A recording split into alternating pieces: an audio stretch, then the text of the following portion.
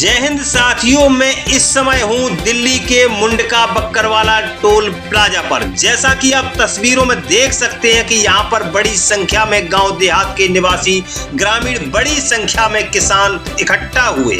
आप सोच रहे होंगे कि इतनी बड़ी संख्या में अलग अलग गांव खाप पंचायतों के लोग क्यों इकट्ठा हुए हैं, तो इसकी वजह क्या है। तो आपकी जानकारी के लिए बता दूं कि इसकी वजह है टोल टैक्स, जिसको आसपास के दिल्ली देहात के ग्रामीण देना नहीं चाहते। और यह समस्या सिर्फ दिल्ली देहात के ग्रामीणों की नहीं है, हर उस व्यक्ति की है जो राष्ट्रीय राजधानी दिल्ली में निवास करता है और इस टोल प्लाजा से रोजाना गुजरता है। टोल प्लाजा पर हो रहे धरना विरोध प्रदर्शन का नेतृत्व 360 गांव पंचायत खाप के प्रधान सुरेंद्र सोलंकी कर रहे हैं, जिसको अलग अलग गांव समाज की खाप पंचायतों का भारी जन समर्थन मिल रहा है। देखिए धरना प्रदर्शन से जुड़ी सोशल जंग न्यूज की खास रिपोर्ट। तो शांति, बिल्कुल ध्यान से सुन लो।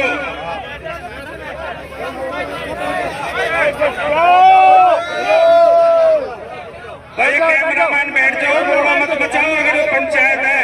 हाँ, बिल्कुल ध्यान से। भाई अगर आवाज आओगी तो फैसला सुनाने का कोई फायदा नहीं। एक भी चिड़िया पर नहीं मारनी चाहिए।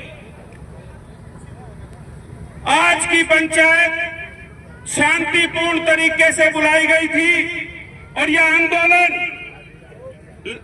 बैठ जा भाई, बैठ जा, क्या हो गया रे, बैठो, थोड़ा मत बचा, टीचर। ये आंदोलन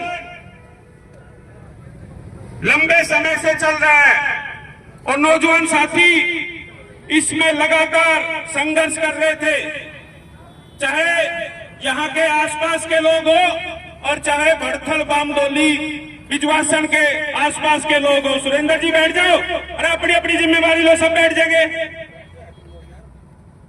सबने संघर्ष किया और हमारी परंपरा है कि जिस गांव के ऊपर पीड़ा होती है वो गांव इकट्ठा होगा, पंचायत करेगा, फिर पचगांव में 17, 52, 96 के पास जाएगा और फिर 360 के पास जाएगा। है कि नहीं परंपरा? उस परंपरा के अधीन जब बक्करवाला की पंचायत और यहाँ के पचगांव में और 17 के सब लोग मेरे पास पहुंचे, उन्होंने कहा प्रधान जी हमारे ऊपर यह तकलीफ है। मैंने उसी दिन कहा था ये आपकी तकलीफ नहीं, ये हमारी तकलीफ है, दिल्ली के एक एक नागरिक की तकलीफ है और इस लड़ाई को मजबूती से लड़ेंगे। और सरकार को भी साफ संदेश है कि कान खोल के सुन ले, अगर हम बनाना जानते हैं तो भी उखाड़ना भी जानते हैं। इस मुखालते में ना रहे सरकार कि किसी तरह की गलतफहमी अगर किसी सांसदों ने पाल रखी है सरकारों को, तो उस सरकार की भी नींव उखाड़ने का काम कर देंगे। साफ साफ बात है, मैंने पहले भी कहा, आप सब मेरी ताकत हो, आप सबके दम पर ही मैं लड़ाई लड़ता हूं और मैं किसी का गुलाम नहीं हूं, आप लोगों का गुलाम हूं। अगर किसी का गलतफहमी हो तो निकाल देना। मेरे दिल्ली देहात के एक एक नागरिक के ऊपर अगर दुख तकलीफ होगी तो सरकार की ईंट से ईंट बजाने के लिए तैयार हो। आप सबका सहयोग और समर्थन हमेशा मुझे मिला है पिछले 4 साल के अंदर।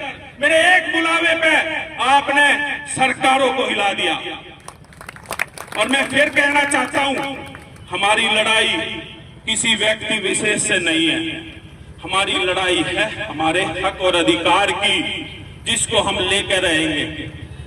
यहाँ की पंचायत ने फैसला किया है, अगर आप सब उस पे हाथ उठा के सहमति जताओगे तो फैसला माना जाएगा और बाकी जो सबका फैसला होगा वो मेरा फैसला है कि भाई आज हमने शांतिपूर्ण ये आंदोलन करने का फैसला लिया था। और क्योंकि हमारी लड़ाई सरकार से, NHAI से और टोल की कंपनियों से है, पुलिस के जो भाई खड़े हैं वो सब हमारे परिवार के हैं, उनसे हमारी कोई लड़ाई नहीं। उनकी नौकरी खराब हम नहीं करना चाहते।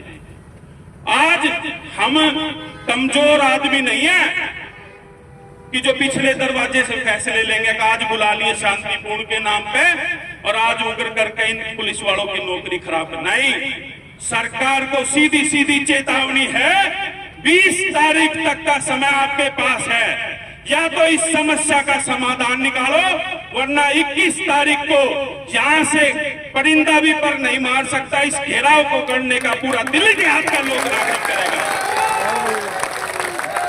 कान खोल के सुन ले सरकार और नितिन गडकरी, 20 तारीख तक अगर आपने कर दिया, बड़ी पंचायत में कह रहा हूं, तो आपका धन्यवाद भी प्रस्ताव पास करेंगे।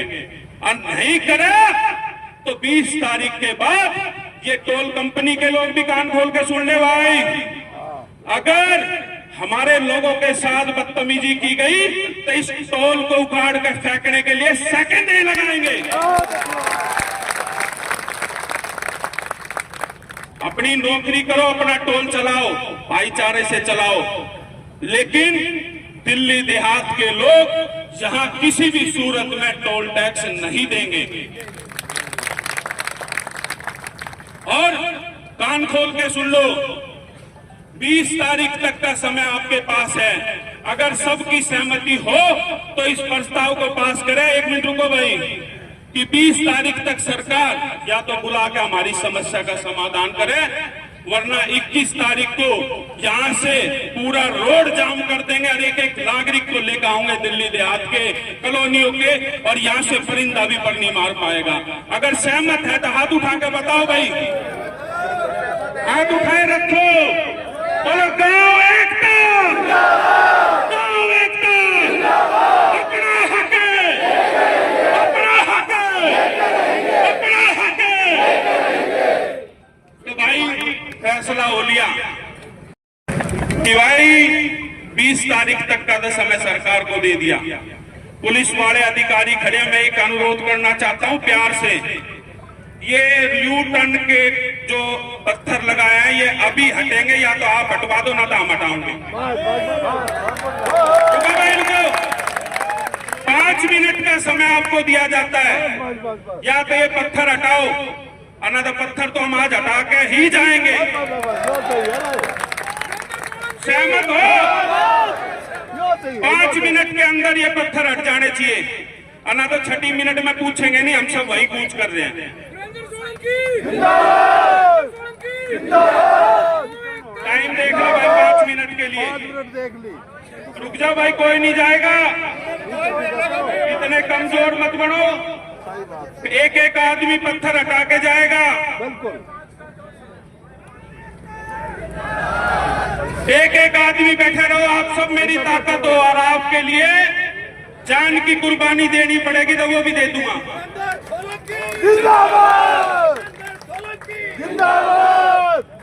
तो 5 मिनट पुलिस प्रशासन कृपया ध्यान दे ले भाई, पत्थर हटवा दे, इनसे गांव वालों को बहुत तकलीफ हो रही है, दोनों साइड के यू टर्न के लिए।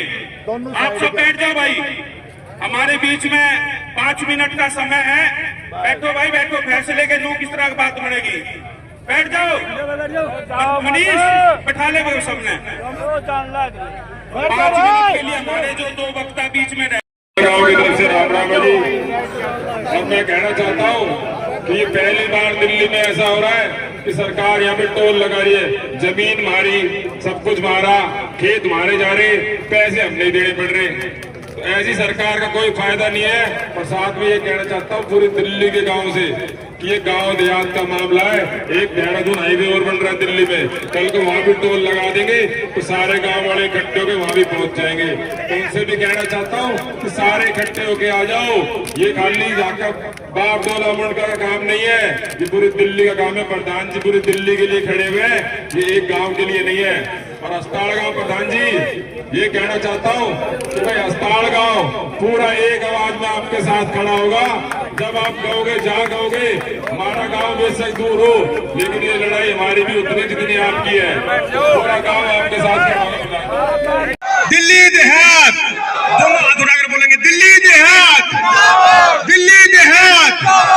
वक्ताओं की लिस्ट में हमारे बीच में बाबरोला से सतपाल भाई बैठे हैं, कृपया वो भी हम सबको अपने विचारों से अवगत कराएं। समय का अभाव है, कृपया समय का ध्यान रखिए। संक्षिप्त में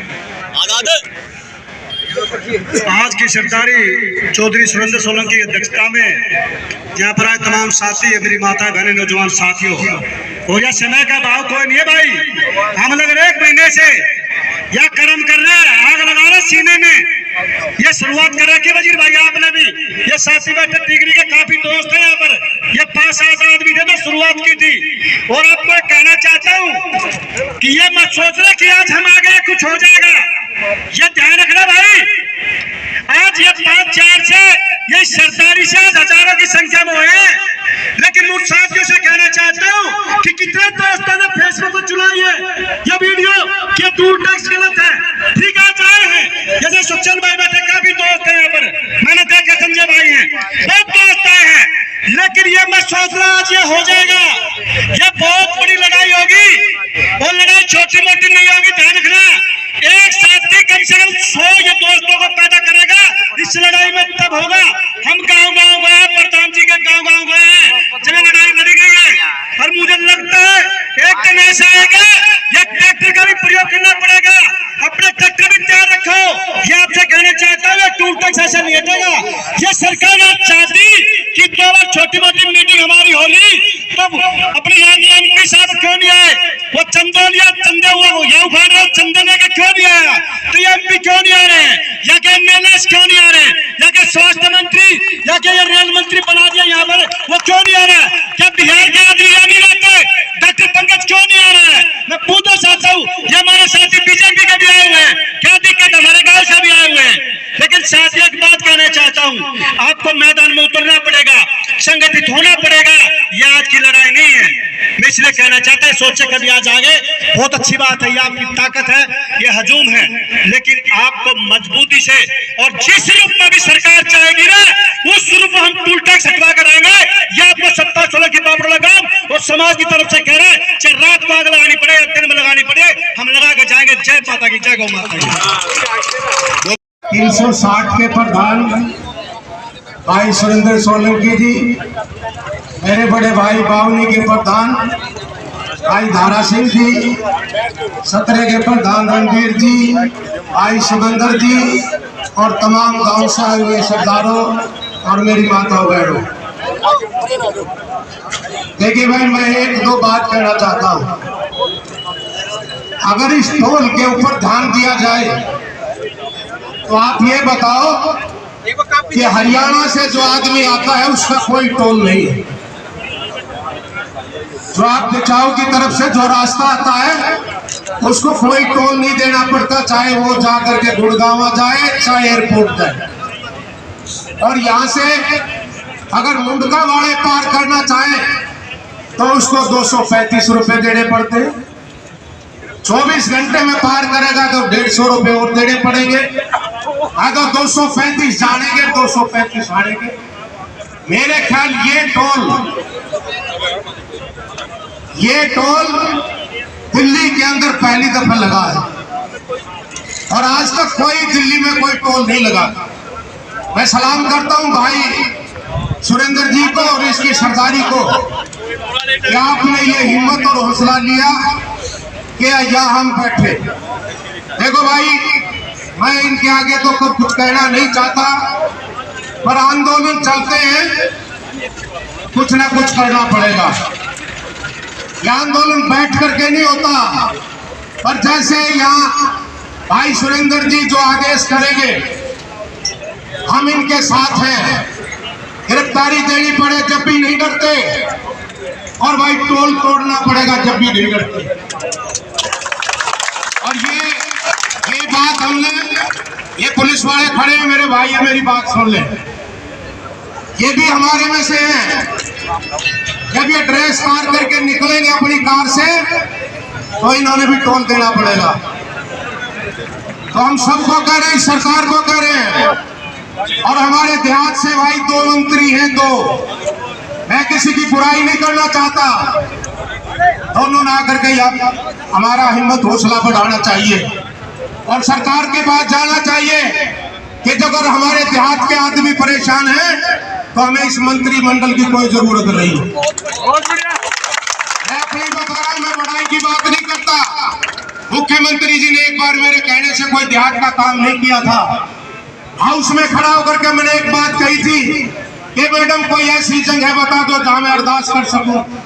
अगर मेरा काम नहीं किया, नहीं किया, मैं जाकर के अपनी सरकार के और अपनी पार्टी के खिलाफ जाकर के राजघाट पर भूख हड़ताल पर बैठ गया।